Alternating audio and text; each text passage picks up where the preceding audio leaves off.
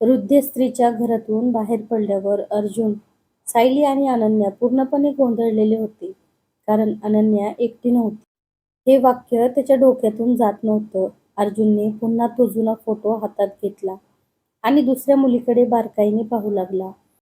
सायलीला अचानक त्या फोटोच्या मागे काहीतरी लिहिलेलं दिसलं. तिने फोटो उलटा केला, तर मागे एक तारीख आणि एक ठिकाण लिहिलेलं होतं. अर्जुनने लगेच तिथे जाण्याचा निर्णय घेतला. तिघे त्या ठिकाणी पोहोचले, तर तिथे एक जुनं बंद शाळेसारखं इमारत होती. इमारतीत शांतता होती, पण आत गेल्यावर त्यांना जुन्या नोंदीची कपाट दिसली. अनन्याला त्या जागेचं काहीतरी ओळखीचं वाटू लागलं. त्यांनी रेकॉर्ड शोधायला सुरुवात केली. बराच वेळ गेल्यावर सायलीला एक जुनी नोंदवही सापडली. त्यात दोन मुलींची नावं एकत्र नोंदलेली होती. अर्जुन आणि अनन्या स्तब्ध झाले. दोघींची आडनाव वेगळी होती, पण जन्मतारीख एकच होती. अर्जुनला काहीच समजत नव्हतं. तेवढ्यात मागून कोणीतरी म्हणालं, "उशीर झाला." हे सत्य खूप आधी समजायला हवं होतं. त्यांनी मागे पाहिलं, तर तिथे शाळेचा जुना कर्मचारी उभा होता.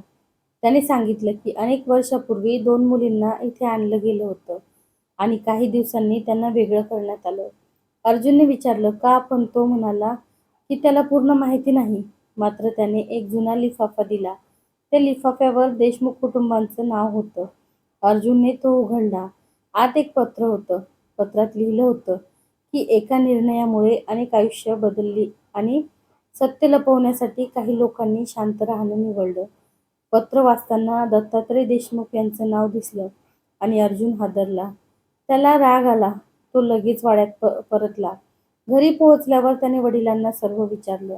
काही वेळ शांतता होती. मग दत्तात्रय म्हणाले की त्यांनी चुका केल्या, पण कारण वेगळं होतं. अर्जुन काही ऐकायला तयार नव्हता. अनन्याच्या डोळ्यात अश्रू होते. तेवढ्यात सायलीला घरातल्या जुन्या कपाटात एक लपवलेला ड्रॉवर सापडला. ड्रॉवरमध्ये एक कॅसेट आणि एक छोटा बॉक्स होता. त्यांनी कॅसेट चालू केली. स्क्रीनवर एक स्त्री दिसली. ती शांत आवाजात म्हणाली, "जर हा व्हिडिओ तुम्ही पाहत असाल, तर याचा अर्थ सत्य बाहेर येत आहे." सगळे लक्ष देऊन ऐकू लागले. ती स्त्री पुढे म्हणाली की त्या रात्री जे झालं त्यात सर्वजण दोषी नव्हते. काही लोकांनी एका मुलीचं रक्षण करण्यासाठी निर्णय घेतला. अर्जुनला समजत नव्हतं की ती कोणाबद्दल बोलते. व्हिडिओ संपण्याआधी त्या स्त्रीने एक नाव घेतलं आणि सगळे थबकले. अनन्या मागे सरकली. सायलीने अर्जुनकडे पाहिलं. अर्जुनच्या हातातून कॅसेट खाली पडली. कारण त्या नावाचा संबंध त्याच्या घराच्या अशा व्यक्तीशी होता ज्याच्यावर कोणीच कधी संशय घेतला नव्हता.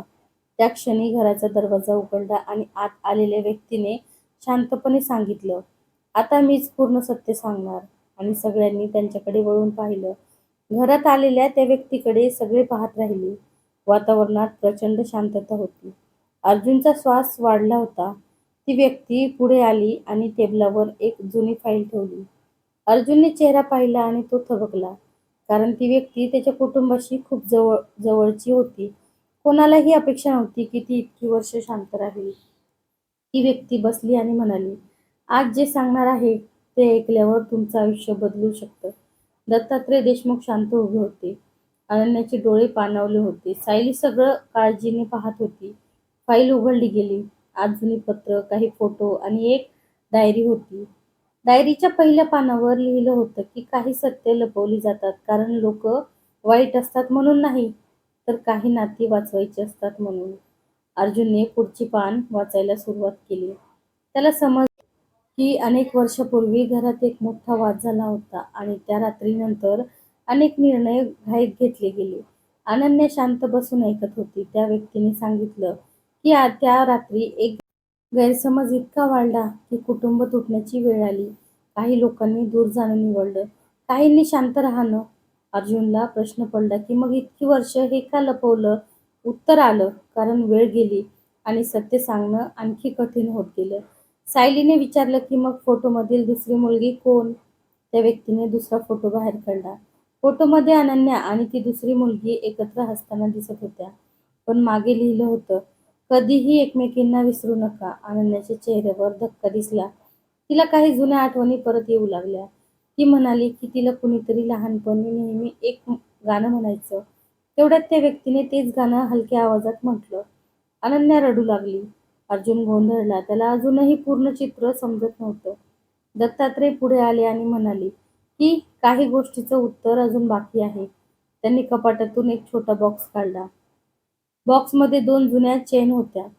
दोन्हीवर सारखंच चिन्ह होतं. एक अनन्याकडे होती आणि दुसरी बॉक्समध्ये सगळे एकमेकांकडे पाहत राहिले. त्याच वेळी अचानक वीज गेली.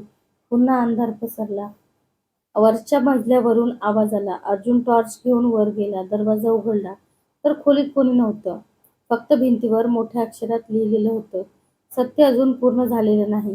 खाली टेबलावर एक नवीन लिफाफा ठेवलेला होता. अर्जुनने तो उघडला. आत एक पत्ता आणि एक ओळ लिहिलेली होती. जर खरं उत्तर हवं असेल तर उद्या रात्री इथे या. अर्जुन, सायली आणि अनन्या एकमेकांकडे पाहू लागले. त्या पत्त्यावर त्यांना काय मिळणार होतं आणि अजून कोण त्यांची वाट पाहत होतं हे जाणून घेण्यासाठी पहा पुढचा भाग.